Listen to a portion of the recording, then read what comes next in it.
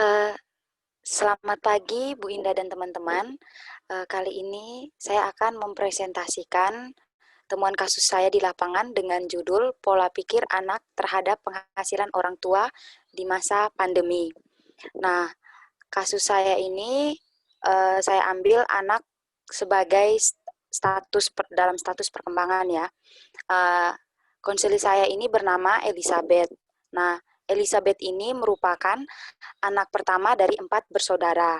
Nah, untuk anak pertama, kedua, dan keempat adalah perempuan, dan untuk anak ketiga itu adalah seorang laki-laki. Nah, Elizabeth ini nih mempunyai keinginan untuk kuliah di jurusan farmasi, namun pada saat tes masuk ia tidak lulus dan malah masuk jurusan pendidikan kimia yang sedang Elizabeth jalani saat ini dan berada di semester 3. Nah, Elizabeth ini tuh dikenal sebagai anak yang sederhana, ceria, suka bergaul, dan sopan di kalangan keluarga dan teman-temannya. Namun, sejak pandemi, Elizabeth menjadi pribadi yang sedikit lebih murung dan menyendiri ketika memikirkan masalah yang sedang dihadapi oleh keluarganya saat ini.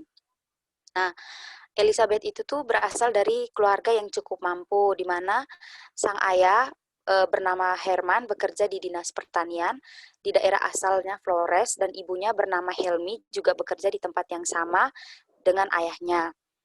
Nah, sejak pandemi ini, ayah Elizabeth tuh hanya bisa mengirimkan uang bulanan kepadanya setengah dari kiriman sebelum adanya pandemi.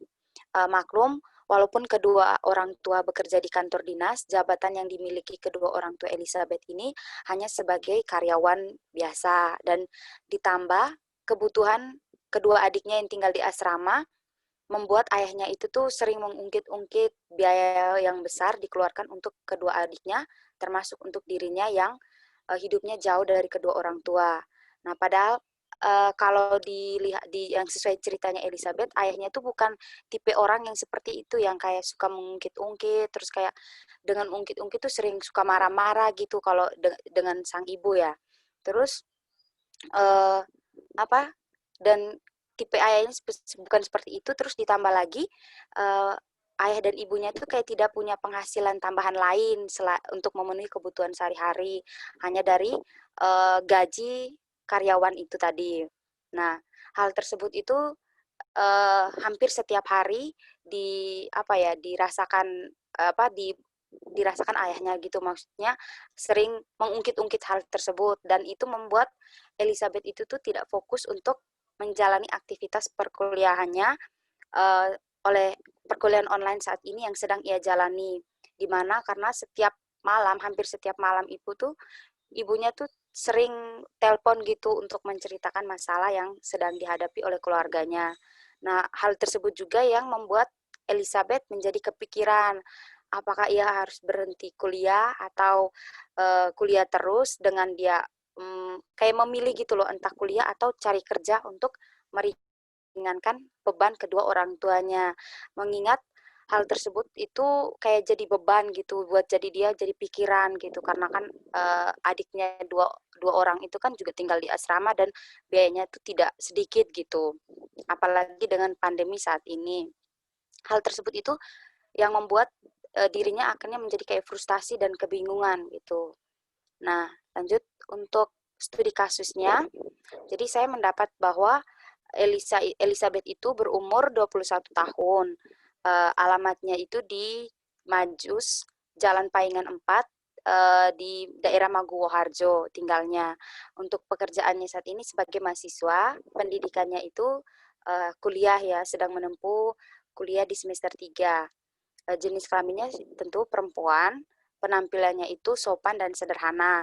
Agama Elizabeth itu Katolik, tinggi badan 154, beratnya 40 kilo. Nama ayah Herman dan ibu Helmi. Untuk pertumbuhan jasmani dan riwayat kesehatan, pertumbuhan jasmani Elizabeth itu baik dalam artian tidak memiliki keabekaan dan Elizabeth juga tuh tidak memiliki riwayat kesehatan. Terus perkembangan kognitif dilihat bahwa Elizabeth itu baik walaupun memang awal mau masuk universitas atau mau kuliah itu Elizabeth tidak lulus di jurusan yang diinginkan, tetapi dia tidak menjadi patah semangat atau tidak menyerah untuk masuk jurusan yang ia lulus, dalam artian jurusan kimia saat ini yang sedang ia jalani.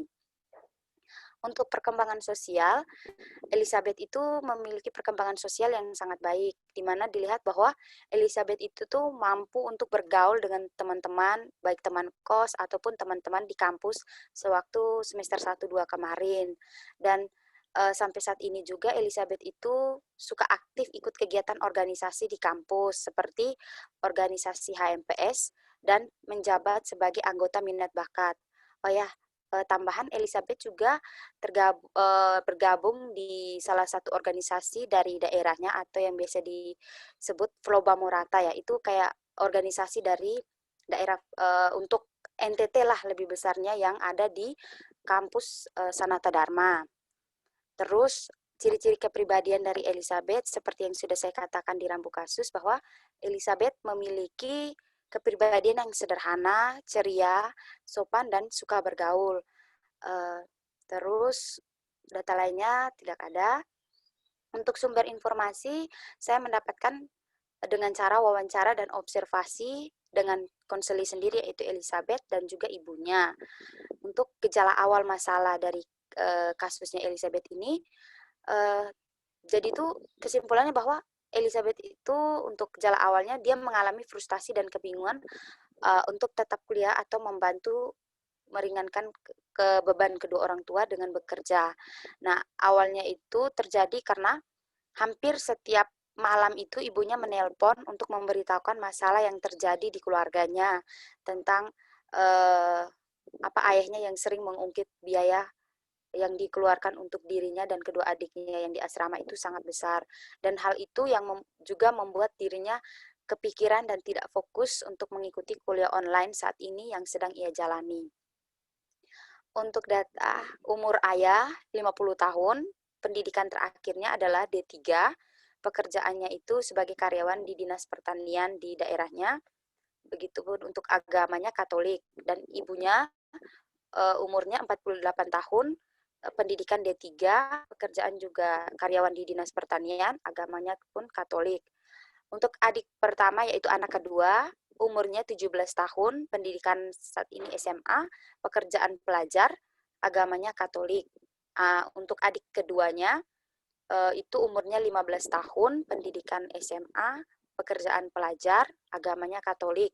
Dan untuk adik yang ketiga, umurnya 12 tahun, pendidikan SMA, pekerjaannya pelajar, dan agamanya Katolik. Untuk status sosial keluarga di masyarakat, seperti yang saya sudah lakukan wawancara dan observasi, keluarga Elizabeth mengatakan bahwa keluarganya itu dikenal sebagai keluarga yang memiliki hubungan sosial yang baik dengan masyarakat sekitar rumah, dan kayak selalu ikut ambil bagian dalam kegiatan yang diadakan oleh masyarakat setempat. Terus untuk taraf kesehatan mental keluarga, keluarga Elizabeth memiliki kesehatan mental yang baik dalam artian tidak memiliki riwayat penyakit mental seperti itu. Untuk taraf pendidikan keluarga dan sikap terhadap pendidikan, keluarga Elizabeth ini tergolong keluarga yang berkecukupan ya, dilihat dari sang ayah yang seorang karyawan di Dinas Pertanian dan ibunya juga sama. Dan ayah dan ibunya tuh bisa mampu untuk membesarkan dan mendidik keempat anaknya, dilihat juga karena kan anak pertama Elizabeth sudah bisa sampai menempuh kuliah begitu, walaupun adanya pandemi saat ini. Untuk lingkungan fisik, sosial, ekonomi, dan sosial kultur, dari lingkungan fisik sendiri dijelaskan Elizabeth bahwa keluarganya itu memiliki tempat tinggal yang layak untuk ditempati, dalam artian mereka memiliki rumah dan tanah sendiri, bukan kontrak seperti itu. Untuk dilihat sosial ekonomis, keluarga Elizabeth adalah keluarga yang berkecukupan dan tergolong keluarga dengan status ekonomi ya pas-pas lah jika dilihat dari pekerjaan ayah dan ibunya. Nah, dilihat dari sosiokultur, keluarga Elizabeth dapat berelasi dengan baik dengan sesama anggota keluarga dan masyarakat di sekitar rumahnya. Nah, untuk analisis dan sintesis, Dari rambu kasus dapat dianalisis bahwa Elizabeth adalah anak yang sederhana, sopan, ceria, suka bergaul, dan saat ini sedang menempuh pendidikan kuliah semester 3 di Universitas Sanata Dharma. Nah, Elizabeth ini saat ini sedang mengalami frustasi dan kebingungan akibat masalah yang dialami dengan kedua orang tua, terlebih ayahnya yang mana ayahnya selama pandemi ini sering mengungkit biaya kebutuhan sehari-hari yang dikeluarkan untuk kedua adiknya yang tinggal di asrama dan dirinya yang sedang merantau untuk menempuh pendidikan S1 di Yogyakarta. Nah, hal tersebut itu juga yang membuat Elizabeth menjadi tidak fokus untuk mengikuti perkuliahan online yang sedang dijalani saat ini. Karena kepikiran untuk terus kuliah, tetapi kayak menjadi beban kedua orang tua atau bekerja dan dia memikirkan atau bekerja saja dan meninggalkan kuliah untuk membantu meringankan biaya kehidupan keluarganya dan dirinya yang saat ini jauh dari keluarga seperti itu. Untuk diagnosisnya dari analisis dan sintesis dapat didiagnosis bahwa Elizabeth mengalami irrational belief terhadap keluarga yang mana Elizabeth menjadi kepikiran atas omongan ibunya tentang ayahnya yang selama ini selalu mengungkit biaya yang dikeluarkan untuk anak-anaknya yang sangat besar. Dan hal ini membuat dirinya menjadi frustasi dan bingung antara fokus kuliah atau berhenti kuliah dengan mencari kerja untuk meringankan beban kedua orang tua. Nah, perkiraan faktor penyebab masalah kalau ada dua, ada faktor internal dan eksternal. Kalau internal itu dari dirinya Elizabeth itu bahwa Elizabeth masih merasa dirinya menjadi beban keluarga atas masalah yang terjadi dalam keluarganya. Terus Elizabeth belum mampu untuk menentukan pikiran salah sesuai atau pikiran irrational belief-nya menjadi lebih rasional tentang keadaan keluarganya saat ini. Yang ketiga, Elizabeth belum mampu untuk menyesuaikan keadaan ekonomi keluarga saat pandemi ini dan malah berpikir bahwa ia menjadi beban kedua orang tuanya. Untuk faktor eksternal itu dari keluarganya bahwa Elizabeth yang sering mendapat telepon dari sang ibu tentang permasalahan yang dialami keluarganya. Terus perubahan sikap sang ayah saat pandemi ini membuat Elizabeth menjadi frustasi dan bingung. Terus yang ketiga, sang ayah yang selalu mengungkit biaya yang besar dikeluarkan untuk dirinya dan kedua adiknya. Untuk prognosis, yang pertama baseline-nya dari data yang sudah didapatkan dari Elizabeth, bahwa selama ini sebelum adanya pandemi, Elizabeth tidak ada masalah dengan keluarganya. Namun dengan adanya pandemi ini, sang ayah selalu mengungkit bahwa biaya yang dikeluarkan untuk dirinya dan kedua adiknya itu begitu besar. Dan hal tersebut membuat Elizabeth menjadi kepikiran dan frustasi yang mempengaruhi fokusnya terbagi antara memikirkan untuk kuliah, tetap kuliah atau berhenti dengan mencari kerja demi meringankan beban kedua orang tua. Untuk penyelesaian dari prognosis yang sudah saya dapatkan, bahwa dapat disimpulkan untuk bidang permasalahan Elizabeth ini masuk dalam ranah belajar sosial dan karir. Oleh karena itu, konselor memberikan layanan konseling kepada Elizabeth dengan menggunakan pendekatan IA dan Trade Factor Counseling untuk membantu Elizabeth agar mampu menyesuaikan dengan keadaan yang sesungguhnya ia hadapi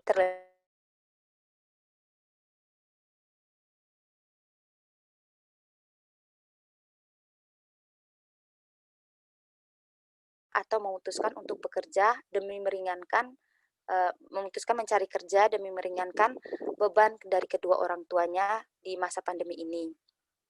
Untuk media pendekatan, dari data dan informasi yang sudah didapatkan dari hasil wawancara dan observasi dengan Elizabeth, baik dengan kedua orang tuanya, dengan begitu dapat membantu konselor untuk memberikan media yang sesuai.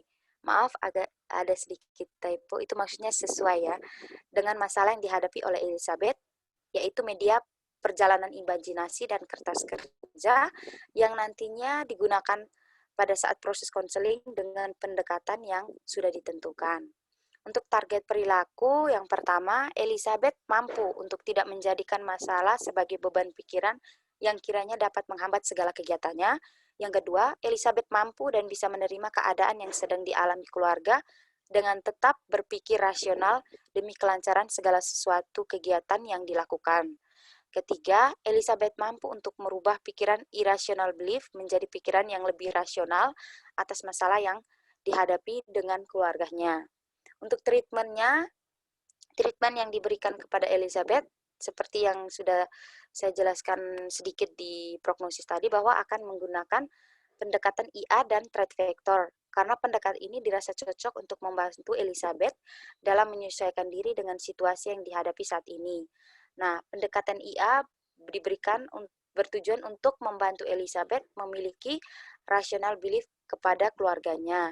Sedangkan pendekatan threat vector diberikan untuk membantu Elizabeth mencari jalan keluar untuk memilih dengan sisi positif dan negatif atas kebingungan antara terus melanjutkan kuliah atau mencari kerja untuk meringankan beban kedua orang tua. Nah, untuk pendekatan IA itu saya lakukan pada saat sesi pertemuan pertama ya dengan konseling, dilakukan 2 kali seminggu dengan memberikan media yang sudah ditentukan. Dan untuk threat vector juga saya akan lakukan pada sesi pertemuan yang kedua, sama dilakukan 2 kali dalam seminggu. Nah, untuk kedua pendekatan ini saya menyesuaikan dengan jadwalnya Elizabeth. Jadi saya berikan seminggu itu setiap hari Sabtu dan Minggu. Nah, untuk skema kasus Elizabeth ini saya buatnya skemanya satu, tapi nanti dilakukan untuk 2 kali pertemuan, di mana pendekatan itu saya masukkan di sesi 4 ya, di penyelesaian. Jadi untuk yang fase pertama, fase pembukaan itu seperti biasa saya menyambut kedatangan Elizabeth dengan hangat dan ramah. Sebelumnya saya sudah membuat janji terlebih dahulu untuk melakukan proses konseling. Nah, pada fase ini itu saya menjalin relasi yang baik dengan Elizabeth dengan menanyakan kabar, kegiatan yang dilakukan akhir-akhir ini. Nah, hal ini bertujuan untuk membuat Elizabeth agar merasa lebih nyaman dan percaya kepada saya nantinya yang sebagai konselor untuk bisa lanjut ke tahap selanjutnya dengan menceritakan permasalahan yang dihadapi.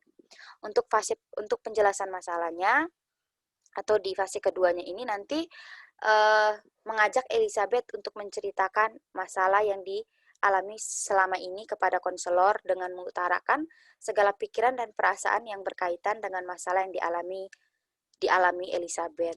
Nah, selama fase ini, konselor mendengar dan dengan sungguh-sungguh permasalahan Elizabeth sambil menunjukkan pemahaman dan pengertian kepada Elizabeth serta memantulkan pikiran dan perasaan yang diungkapkan kembali oleh Elizabeth.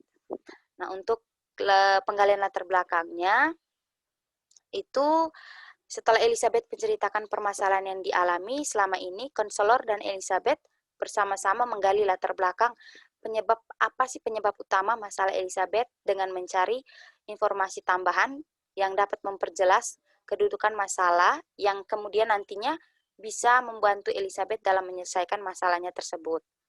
Nah, untuk penyelesaian masalah sudah seperti yang saya jelaskan, pertemuan pertama dan kedua untuk fase pertama, kedua, ketiga itu sama.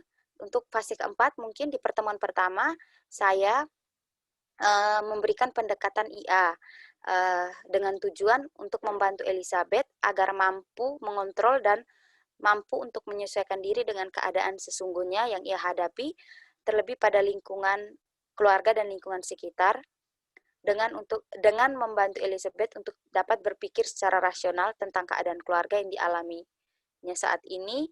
Terus pada pendekatan ini konselor memberikan media berupa kertas kerja, di mana kertas kerja ini menurut saya itu cocok digunakan untuk usia Elizabeth saat ini, yaitu kertas kerja ini digunakan untuk menulis apa saja yang dapat Elizabeth lakukan untuk dia bisa menyesuaikan diri dengan keadaan yang sesungguhnya yang seharusnya dihadapi baik dengan keluarga dan lingkungan sekitarnya.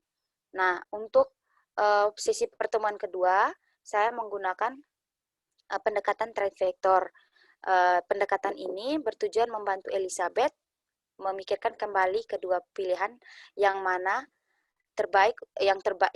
pilihan itu untuk terbaik untuk masa depannya dengan tetap melakukan kuliah atau memutuskan untuk mencari kerja demi meringankan beban kedua orang tua. Nah, pada trend vector ini saya menggunakan dua media ya, yang menurut saya itu cocok lah untuk masalah Elizabeth yang ia alami saat ini. Itu media perjalanan imajinasi dan kertas kerja. Untuk perjalanan imajinasi diberikan untuk pertama itu membantu Elizabeth membayangkan antara kedua pilihan ini itu melihat sisi positif dan negatif dari kedua pilihan tersebut. Mungkin sisi positif yang mana lebih banyak, nah itu bisa menjadi pilihan yang terbaik untuk dirinya dan tidak menjadi membuat dirinya menyesal di kemudian hari. Sedangkan untuk kertas kerja, jadi setelah dia membayangkan hal-hal positif yang lebih baik untuk dirinya antara lanjut kuliah atau mencari kerja, itu dia menuliskan, saya minta untuk Elizabeth menuliskan apa yang dilakukan dengan pilihan yang sudah ditetapkan nantinya. Nah, untuk fase terakhir ini di mana saya menyimpulkan hasil yang diperoleh dari proses konseling bersama Elizabeth, di mana ia mampu untuk dapat menyesuaikan diri dengan keadaan keluarga dan lingkungan sekitar dengan adanya pandemi saat ini dan mendukung Elizabeth atas pilihan yang sudah ditetapkan untuk masa depannya dengan konselor tidak begitu saja melepas tanggung jawab dengan setelah melakukan proses konseling, tetapi konselor tetap memantau sejauh mana perkembangan Elizabeth setelah melakukan proses konseling. Nah, akankah lebih baik atau malah sebaliknya seperti itu. Untuk 10 hal pokok dalam konseling anak ini, untuk yang pertama pre-assessment, itu lebih pada bagian ini tuh tahap di mana saya sebagai konselor mendapatkan data dan informasi dari hasil wawancara dan observasi dengan konseling yang relevan dari dirinya sendiri dan kedua orang tua berupa data diri, latar belakang dari konseling itu seperti apa, dan latar belakang dari keluarga dan di lingkungan konseling itu seperti apa. Untuk observasi, mungkin dilakukan agar konselor bisa mempunyai bukti atau saya bisa mempunyai bukti yang nyata dan akurat tentang masalah yang dihadapi oleh Elizabeth dari hasil observasi yang dilakukan. Nah, untuk pendekatan yang relevan sudah seperti yang saya jelaskan tadi bahwa saya akan menggunakan pendekatan IA dan trade vector. Itu mungkin yang saat ini saya dapatkan ya dari kasus Elizabeth. Untuk pemilihan media yang sesuai sudah seperti yang saya jelaskan bahwa saya menggunakan dua media, yaitu kertas kerja dan perjalanan imajinasi. Nah, untuk latihan atau intervensi ini itu bertujuan untuk mengetahui sumber masalah ayahnya mengungkit biaya yang dikeluarkan untuk ketiga anaknya yang membuat Elizabeth menjadi tidak fokus dan kepikiran itu apa gitu. Jadi kan sebenarnya ini kalau mau dilihat juga apa dasarnya itu dari ayahnya ya yang suka mungkit, makanya jadi masalah begitu buat Elizabeth.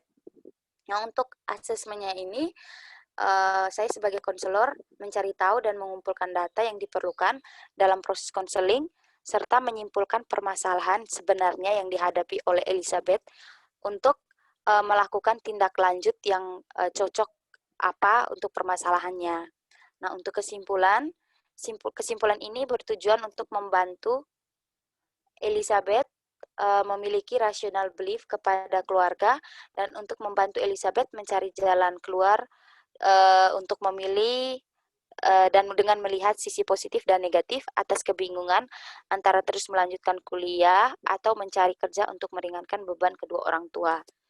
Untuk pihak yang berkepentingan dan bertanggung jawab, tentunya di sini ada orang tuanya, Elizabeth, dan saya sendiri sebagai konselornya.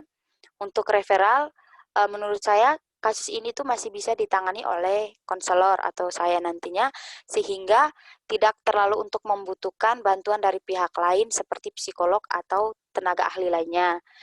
Untuk memandirikan atau melepaskan, mungkin saya pada proses konseling yakin untuk melepaskan Elizabeth karena dirasa dirinya sudah mampu untuk menyelesaikan masalah dengan baik. Dalam hal ini, saya tidak benar-benar melepaskan Elizabeth begitu saja, namun tetap memantau sejauh mana perkembangan yang dialami oleh Elizabeth setelah melakukan proses konseling bersama konselor agar Elizabeth bisa menjadi pribadi yang mandiri dalam menghadapi masalahnya tanpa harus bergantung dengan orang lain. Mungkin sekian dari presentasi saya. Jika teman-teman ada yang ingin memberi tanggapan atau mau bertanya atau memberikan masukan dan usul saran, saya persilakan.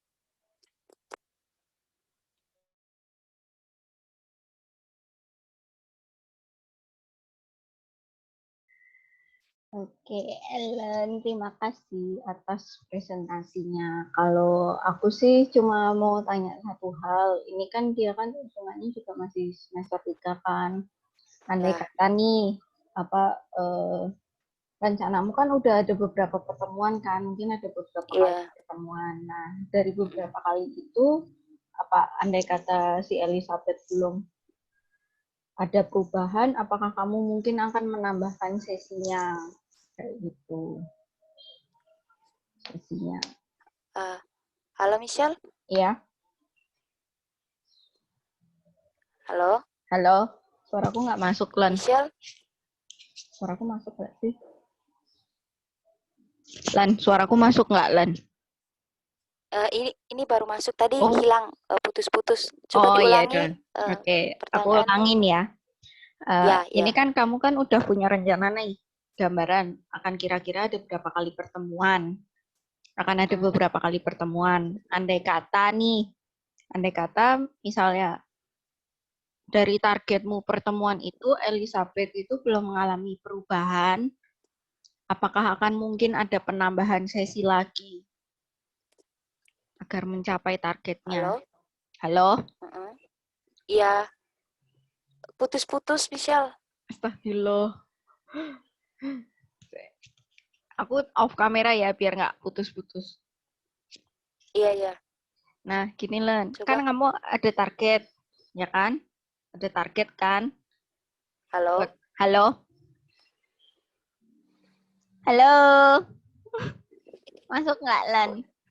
Iya, iya, masuk, masuk. Nah, karena ada target nih, ya kan? Ada target berapa Mm-mm, pertemuan.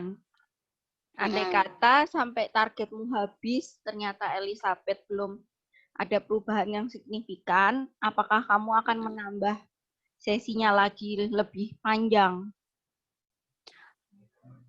Ya, terima kasih untuk pertanyaannya, Michelle. Jadi kalau misalnya targetnya saya yang sudah saya lakukan kan saya akan memberikan setiap pendekatan itu seminggu 2 kali ya sesuai jadwalnya Elizabeth. Namun kalau misalnya belum mencapai target yang saya inginkan, maka saya akan melakukan eh, melakukan ulang lagi proses konsultasi. Maksudnya targetnya itu akan saya tambah, mungkin bisa dijadikan satu pendekatan itu 4 kali dalam seminggu, tapi itu pun juga disesuaikan dengan jadwalnya Elizabeth seperti itu.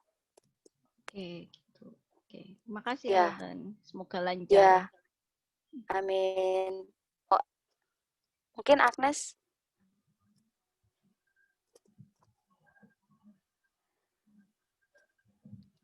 Oke, Ya, sebelumnya terima kasih Alan sudah mempresentasikan kasusnya ya. Apakah ya, suara saya bisa didengar? ya, bisa, bisa.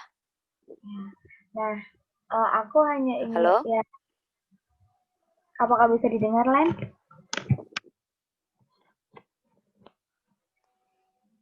Ya, Nas? Apakah suara aku masuk? Masuk, masuk, Nas. Ini baru masuk. Oke, uh, aku akan sedikit bertanya dan menyoroti pada bagian pendekatan dan juga media ya Len.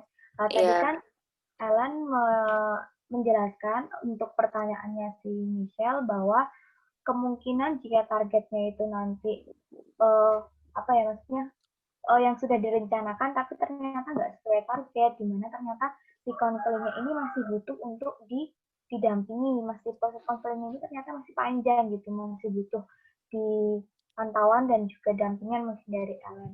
Nah, berarti kan sesinya ditambah dan tadi si Ellen bilang bahwa kemungkinan bisa saja dalam 4 kali pertemuan itu menggunakan pendekatan yang sama. Nah, di sini Anes mau tanya, apakah pendekatan-pendekatan yang sudah dipilih sama Ellen ini tadi ada threat infector, kemudian ada satunya AI ya? ya, ya. Nah, uh, kasusnya hampir mirip dengan kasus yang pernah kita bahas ya dulu terkait kasusnya si Samuel kalau nggak salah. Nah, itu hampir mirip. Nah, kira-kira aku mau tanya, apakah kedua pendekatan yang udah Ellen paparkan tadi dan Ellen tentukan untuk melakukan proses konseling sama si konselingnya Ellen ini tuh, apakah sudah benar-benar pendekatan yang sangat relevan untuk digunakan untuk menangani si kasusnya konselingnya Ellen ini? Apakah kira-kira mungkin ada alternatif pendekatan yang lain, mengingat waktu itu pada kasus yang hampir sama juga, itu pada kasus Samuel itu menggunakan juga pendekatan REBT, di mana di situ ada munculnya irrational belief dari si konselingnya Ellen juga, bahwa kan dia merasa sepertinya dia merepotkan ayahnya, merepotkan ibunya, di mana ayahnya tuh sering banget mengungkit biaya kuliahnya dia, begitu. Dan juga untuk medianya tadi, menurut saya sih ya, kalau masukan dari saya ya itu sih cukup tepat ya, dimana karena usianya juga sudah dewasa ya, jadi menggunakan perjalanan imajinatif saya rasa cukup relevan, dan konselingnya si Ellen mungkin bisa lebih bisa mengikutinya gitu loh dengan media yang disediakan sama si Ellen tadi. Gitu. Oke, baik Agnes, terima kasih atas pertanyaannya. Saya coba menjawab ya. Baik, jadi untuk pendekatannya mungkin seperti yang saya jelaskan jadi di pendekatan yang itu saya akan gunakan pertama kali untuk 2 minggu, 2 kali dalam seminggu. Misalnya untuk kayak pendekatan IA ya.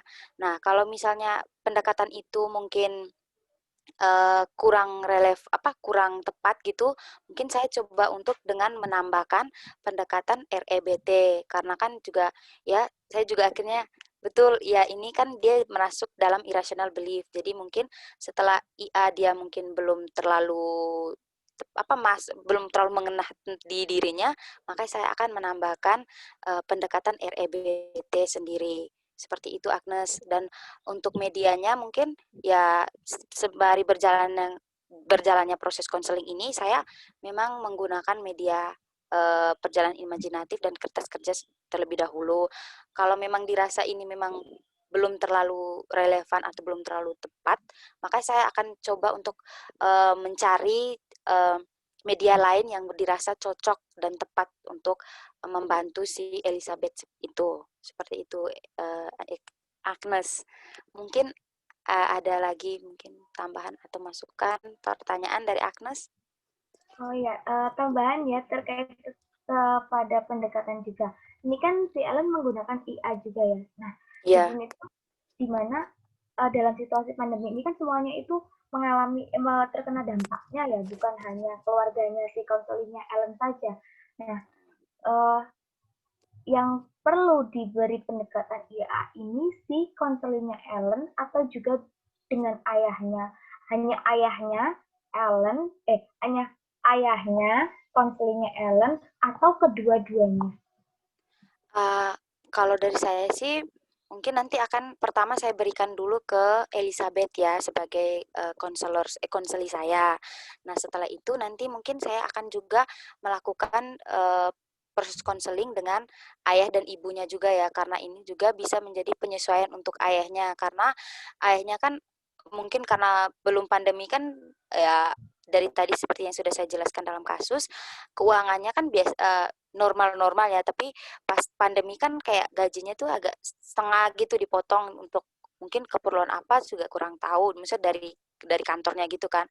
Makanya setelah dengan Elizabeth saya akan melakukan proses konseling dengan pendekatan IA ini juga kepada ayahnya dan ibunya juga, seperti itu.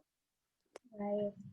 Terima kasih Ellen. Berarti artinya nantinya setelah memberikan intervensi kepada konselingnya, Ellen juga akan apa ya, yang perlu direvitalisasi itu bukan hanya konselingnya Ellen, tapi juga keluarganya Ellen, yaitu terutama Iya, ayahnya tadi itu. Oke, baik. Cukup iya. sekian Ellen dari pertanyaan dan juga masukan dari saya. Selebihnya sudah bagus yang kamu paparkan pada bagian studi kasusmu, dari analisis sampai dengan treatment dan juga skema yang kamu buat. Itu menurut saya sudah cukup rinci gitu. Mungkin bisa digali lebih dalam lagi supaya lebih rinci lagi. Tapi itu buat saya sudah cukup baik. Ya, terima kasih Agnes dan Michelle untuk waktunya, untuk pertanyaan dan masukannya. Mungkin dari saya juga sudah cukup. Sekian untuk hari ini. Terima kasih.